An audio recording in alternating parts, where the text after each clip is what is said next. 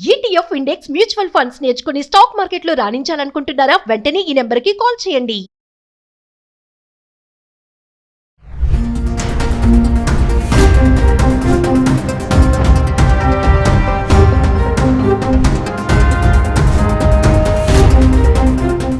పెళ్లి చేసుకుంటే అందరూ నీకే ఉపయోగపడాలా? నీ కాళ్ళు కడగాలి, నీ ముడ్డి కడగాలి, నీకు అన్ని స్పెషాలిటీస్ చేయాలి, నువ్వు ఎక్కడికి తీసుకెళ్ళమంటే అక్కడికి తీసుకెళ్ళాలి, నువ్వు పడిపోతే ఎత్తుకుని తిప్పాలి, నీకు రకరకాల యాంగిల్స్లో 1,00,000 ఫోటోలు తీయాలి.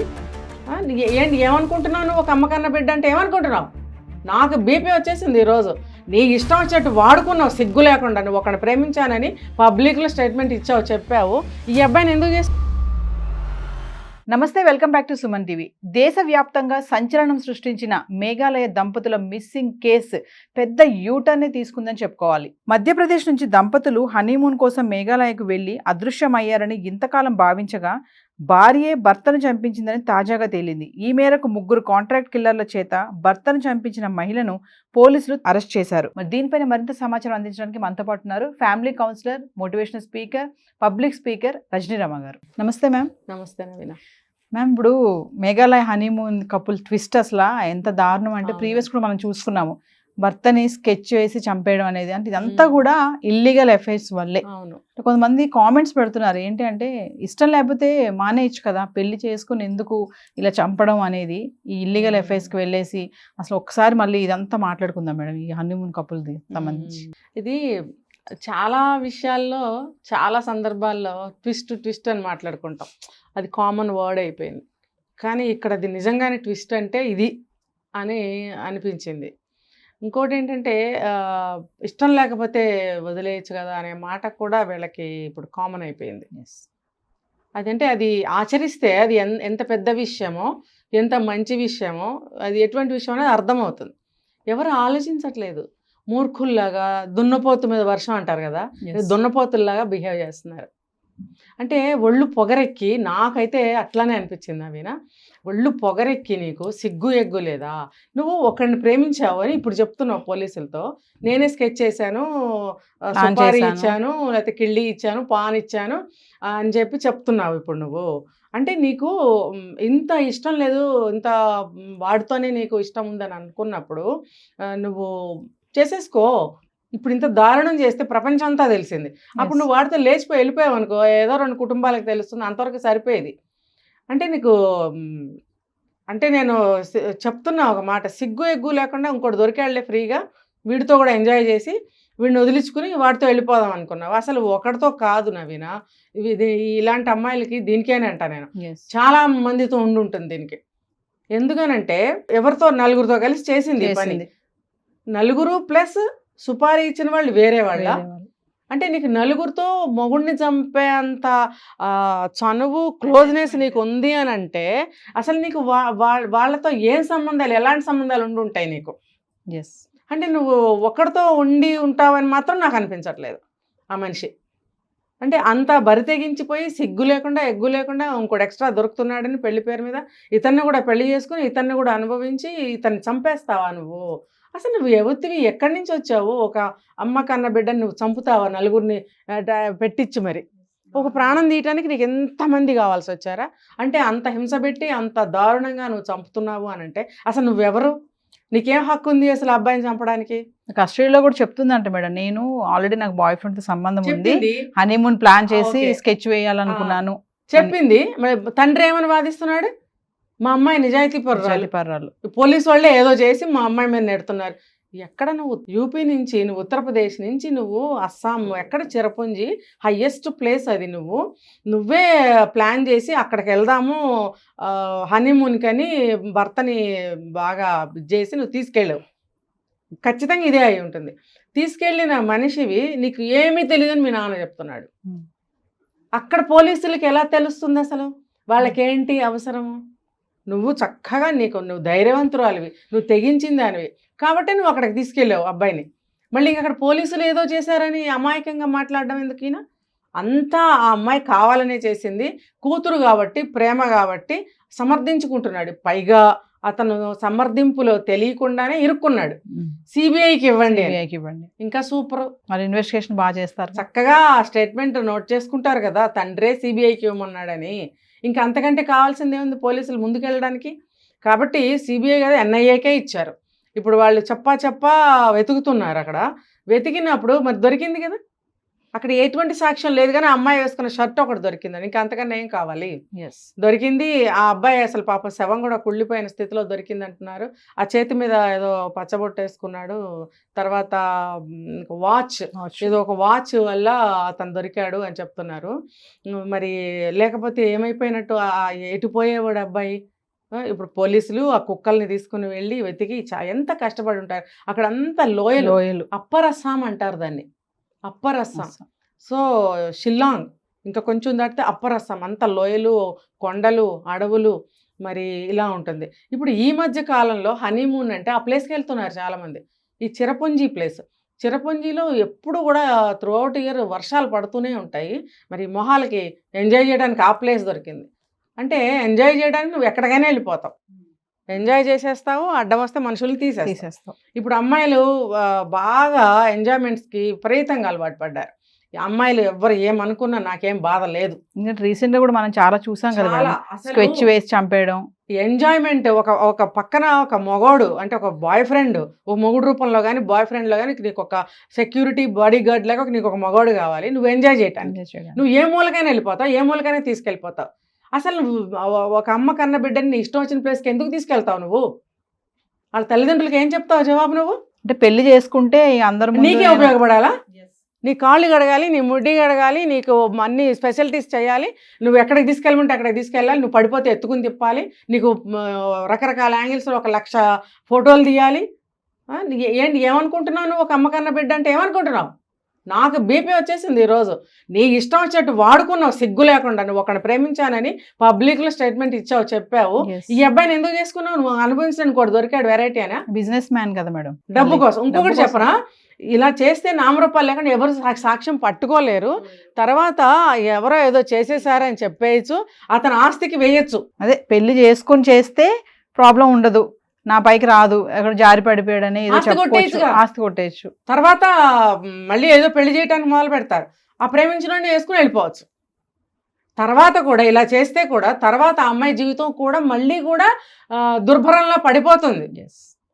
ఆ రెండో వాడు ఎవడైతే ప్రేమించాడో వాడు భయపడ్డా దీంతో కాపురం చేయడానికి. అమ్మో ఇది ఎంత క్రిమినల్, రేపు నన్నైనా చంపచ్చు. ఇప్పుడు ఈ అమ్మాయి దొరకకపోయినా సరే ఆ అబ్బాయి దీన్ని చేసుకునేవాడు కాదు, ఖచ్చితంగా చేసుకునేవాడు కాదు. అమ్మో ఇది ఇంత క్రిమినల్, ఇది నన్ను కూడా నా ఫ్యామిలీని కూడా ఏమన్నా చేయొచ్చు అని చెప్పి వాడు ఏదో ఒక వంక పెట్టి పారిపోయేవాడే, దీన్నేం చేసుకునేవాడు కాదు పెళ్లి.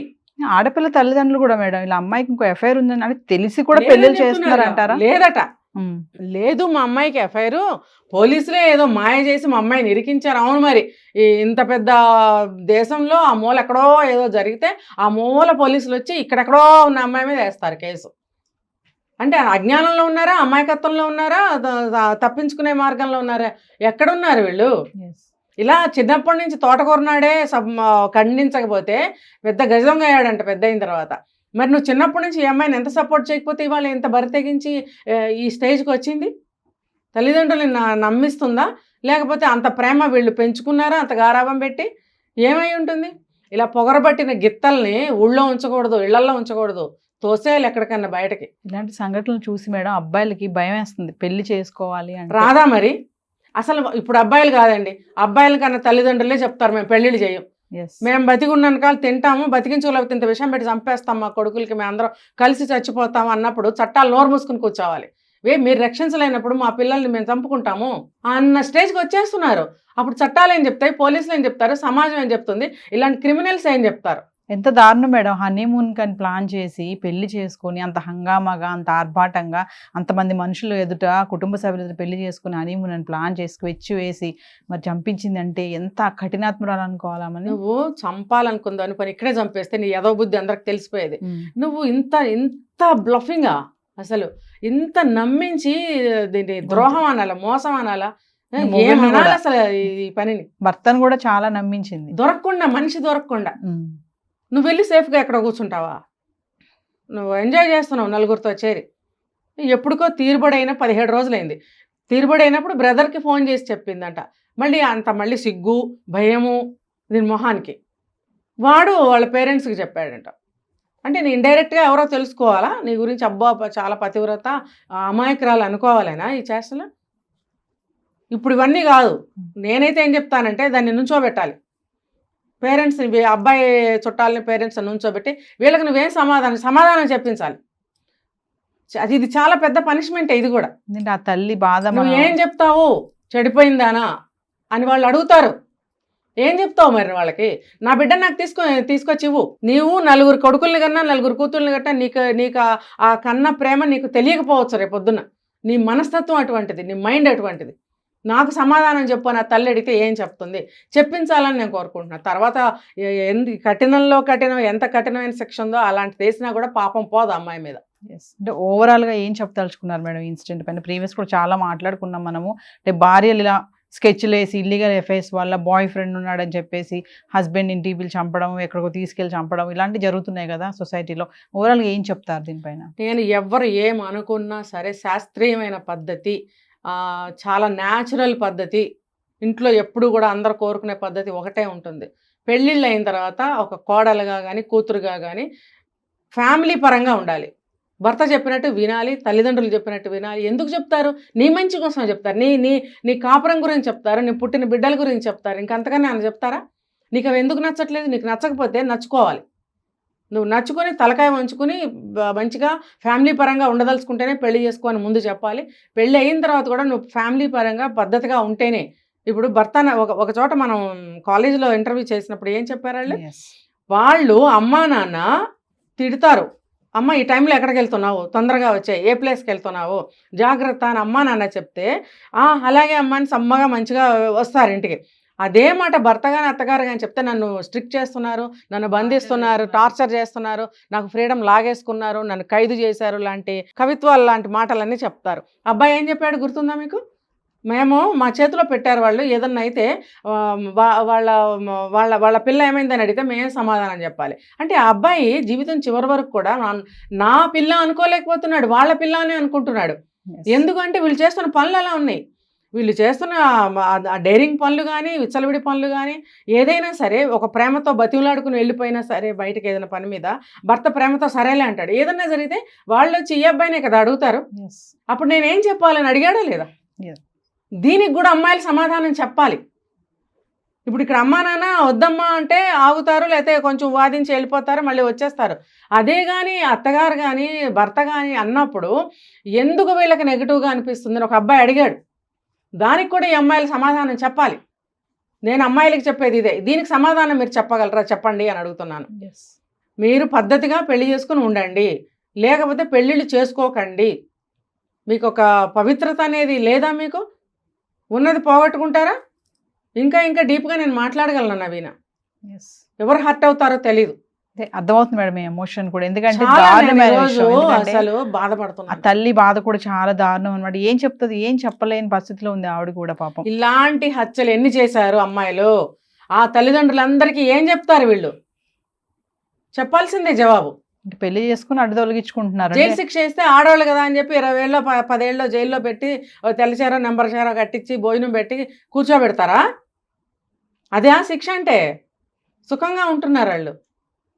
ఇక్కడ వీళ్ళ తల్లిదండ్రులకి ఏం జవాబు చెప్తారు? ఆ అబ్బాయి ఎన్నో ఆశలు కళలు ఉంటాయి జీవితంలో. ఆ కళలన్నీ కాలరాయటానికి వీళ్ళకేం హక్కు ఉంది? అసలు ఎవరు వీళ్ళందరూ? ఎక్కడి నుంచో వచ్చి అంటారే భర్త ఒక దెబ్బ కొడితేనో తిడితేనో నన్ను హింసించేశాడు, గృహహింస కింద కేసులు పెట్టేయడాలు, లేకపోతే ఆ అబ్బాయికి బుద్ధి చెప్పించడం, చాటును ఎవరితో కొట్టించడం, ఎన్ని చేస్తారే? మీరు చేసిన దానికి ఏం చేయాలి? ఖచ్చితంగా నాకు అమ్మాయిలు సమాధానం చెప్పే తీరాలి ఇలాంటి అమ్మలందరికీ. Thank you ma'am.